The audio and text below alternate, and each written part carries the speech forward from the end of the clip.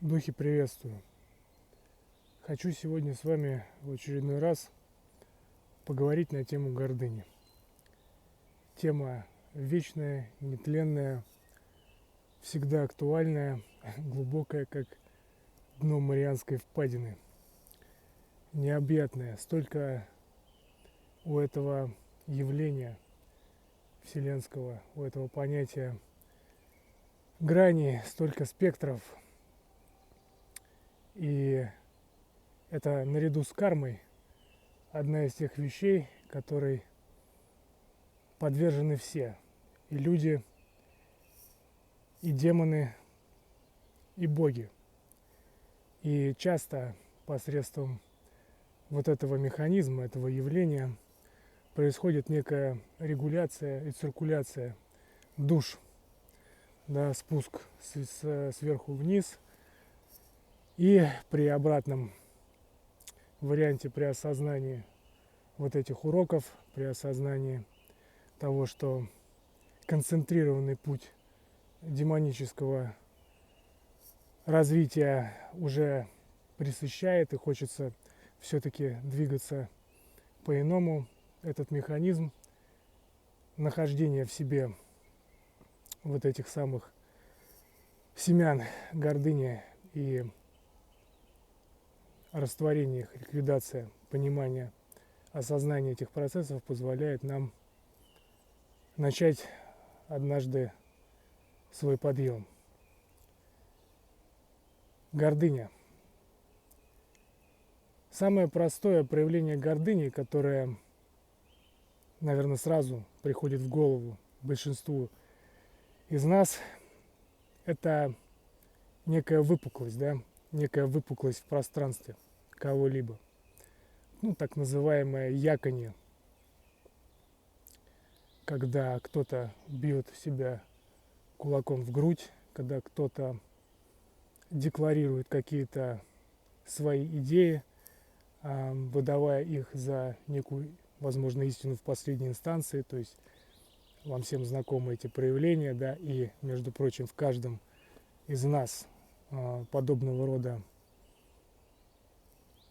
спектры проявляются неоднократно на протяжении нашего пути. И, наверное, тот, кто скажет, что в нем этого нету, и он до конца от этого избавился, будет очень и очень сильно лукавить. Некая выпуклость, да, нарочитая пестрость, яркость, желание выделиться, желание подчеркнуть некую свою значимость, как в социальном мире, да, человеческом, посредством броского внешнего вида, дорогой, допустим, одежды. И, кстати говоря, может быть, и не всегда дорогой, а просто некой вычурности, да. Бывает еще такая дешевая вычурность, косящая под дорогую. Это, наверное, еще более такой суровый вариант. Возможно, какие-то некий снобизм, да, демонстрация каких-то своих вот этих социальных достижений. Такая бизнес-молодость, да.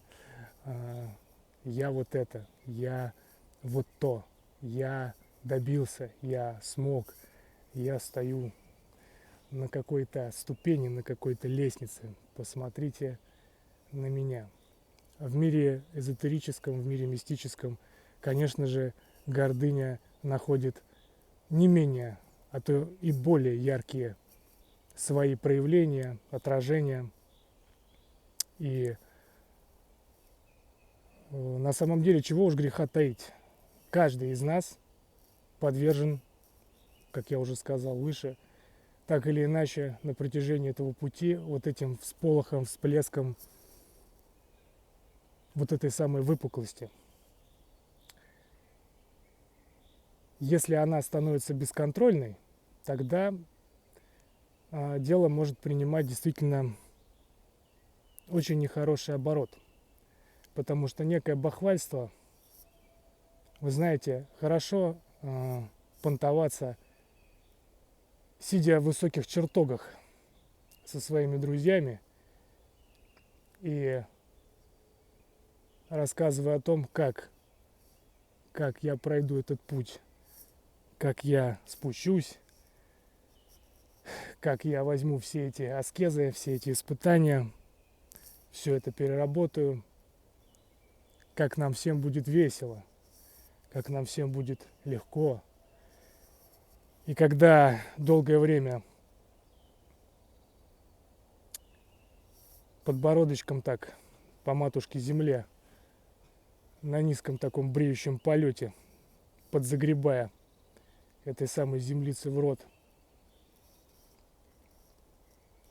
мы проделываем этот так называемый путь, становится совсем не весело частенько. И становится понятно, что понтоваться, друзья, тоже нужно уметь. В нужном месте и в нужное время. Это, знаете ли, тоже искусство. Это тоже искусство. И вот на вот этих самых проявлениях гордыни часто и подсекают души любого калибра. Упасть посредством гордыни способны даже боги. И боги прекрасно об этом знают. Хорошо бы об этом всегда помнить и нам. Потому что этот механизм кроется в мелочах. Его часто очень трудно увидеть в себе. Его всегда, как нам кажется, хорошо видно вовне. Нам хорошо видно проявление этих черт в ком-то другом. Потому что, как правило, Вселенная дает нам зеркала. И то, что нас напрягает, раздражает, вызывает желание обсуждать и обсуждать в ком-то вовне, 100%, друзья мои, будьте уверены, это и есть зеркало нас самих. Это есть в каждом, кто испытывает вот эти самые чувства и эмоции.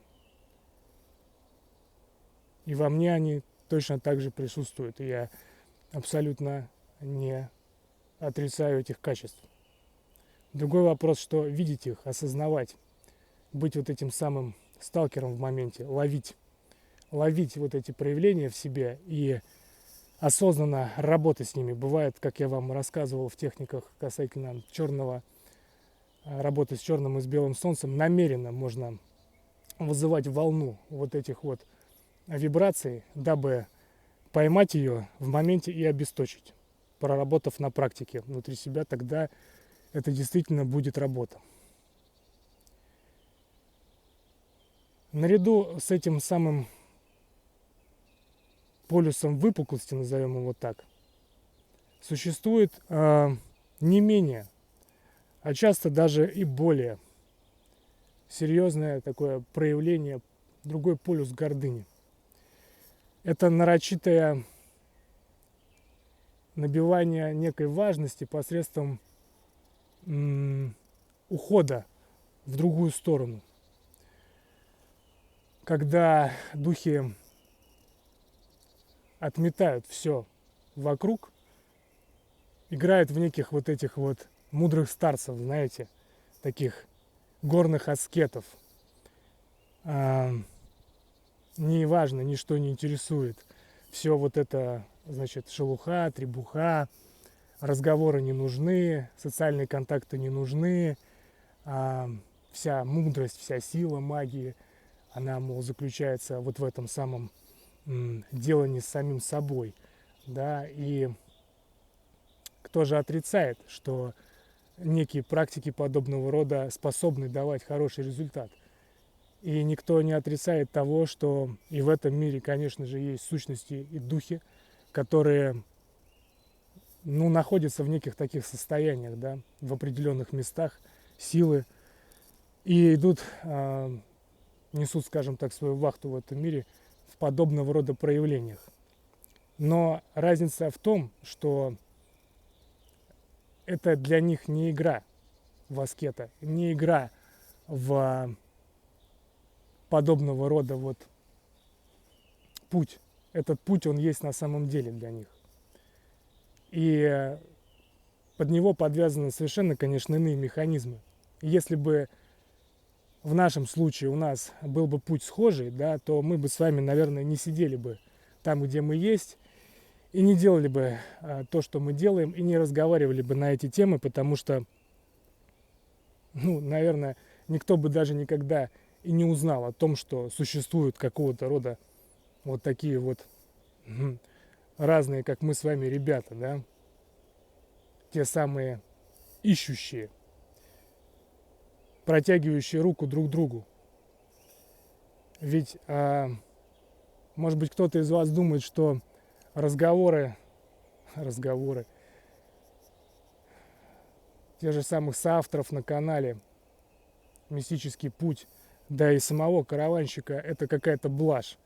Это попытка заработать какие-то очки, это попытка той самой выпуклости, да, той самой попытка повышения чувства собственной важности и значимости в пространстве. Хотя на самом деле, я уверяю вас, не со 100%, а, наверное, с 200% уверенностью, что ни один из соавторов на самом деле, вот если вот глубоко посмотреть, не делает этих вещей в попытке словить какой-то вот этот хайп. Хотя может быть показаться на первый взгляд кому-то, что есть подобного рода проявления. Возможно, они где-то проскальзывают. Возможно, есть некие вот эти вот зерна, семена, которые дают в моменте такой сполох. Но если смотреть глубже, это игра, это некий путь, да. Вот это перипетии, вот эти витиеватости. То есть это все, ну, не просто так.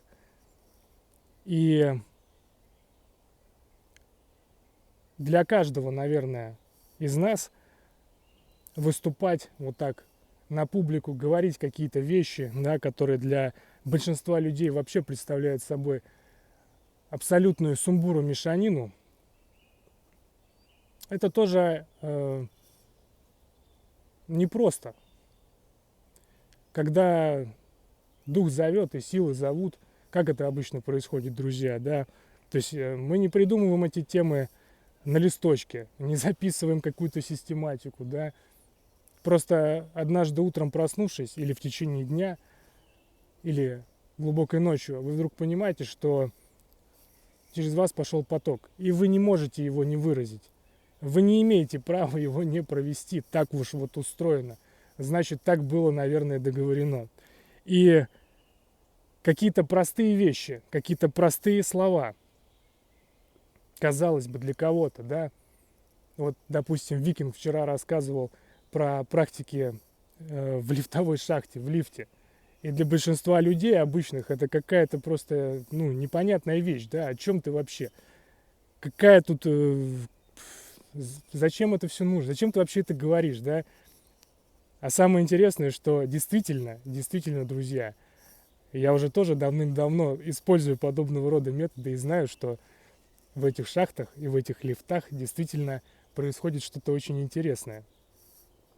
Казалось бы, в такой мелочи, и, возможно, когда мой друг говорил эти вещи, он также думал, разум думал, зачем я вообще это буду говорить? А на деле оказывается, что это дает некие ключи. Это и есть то самое протянуть руку друг к другу, потому что на самом деле мы тянем все друг за друга. Выше, ниже, развитие, осознаннее или нет, мы протягиваем эту руку через призму этих разговоров, в кавычках этих разговоров, этих бесед, часто через призму каких-то сомнений. Но, как я уже однажды говорил, даже если вот этот словесный променад вдруг окажется нужным и полезным хотя бы одному духу на его пути и позволит в моменте получить некие ключи, возможно, воспрянуть или подняться, сделать что-то для того, чтобы продолжить этот путь, да, не упасть, не свалиться, выровнять свое движение, войти в крутой поворот и выйти из него. Значит, наверное, все-таки в этом для нас всех, друзья, есть какой-то смысл. И вот этот второй полюс гордыни, когда я сиднем сижу сам с собой, да, и все держу в себе, и делиться я ничем не хочу, а все вы, мол, играете, допустим, в какие-то игры. Это все игры человеческие. И когда мы принимаем в себе, что, точнее, не принимаем вот эти игры, а говорим, что, ну, это все меня недостойно, это все низко, это все не настоящее, да. Ведь у нас бытует мнение, что духи, которые действительно влияют на пространство, что мы о них никогда не узнаем, да, мы их никогда не увидим, потому что те, кто работает по-настоящему, ну, как бы они в пространстве не засвечены. Отчасти это так, друзья. Только это те духи, у кого такая дорога. И совершенно не значит, что тот, кто находится, допустим, в определенной степени на виду, что он не способен влиять на пространство, и что в остальное какое-то время, допустим, да, не проводятся определенные серьезные работы. Поэтому вот эта самая гордыня, на которой так часто мы в разных ее проявлениях, в разных ее спектрах попадаемся, как и на этот самый крючок, эта вещь действительно, ну, опасная. Ваш покорный слуга вляпывался в эти истории множество раз.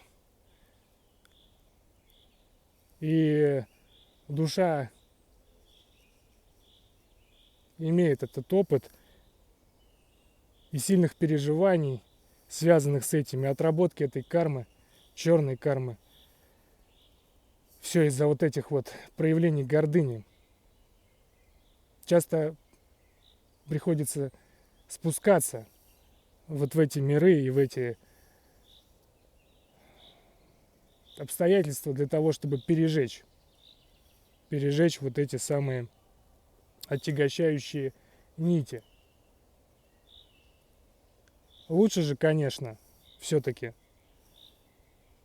знать вот этот механизм. Я не хочу называть его врагом. Механизм в лицо, со всеми тонкостями, нюансами. Вот как запела. Хорошо, да. Лучше знать его со всеми тонкостями, нюансами и подмечать эти вещи как внутри себя, так и вовне, но не с порицанием. Это очень сложно сделать, но тем не менее, друзья, не с порицанием, а с пониманием того, что если это внутри вас подсветилось, если это вас раздражает, если это вас, ну, даже, наверное, поедает в каком-то смысле изнутри, и вы не можете отделаться от этих навязчивых мыслей, идей, эмоций, связанных с определенными проявлениями в этом мире, то в первую очередь нужно заняться тем, чтобы проработать это в себе. И внутри, и вовне. Сделать это обесточенным. Понять, что как работает этот механизм. Увидеть еще одну из граней вот этой самой гордыни и не дать ей в очередной раз поймать нас на этот самый крючок. Потому что падение, друзья, посредством вот этого явления происходит обычно очень быстро, и грохнуться можно очень и очень глубоко. Чего бы, конечно, не хотелось.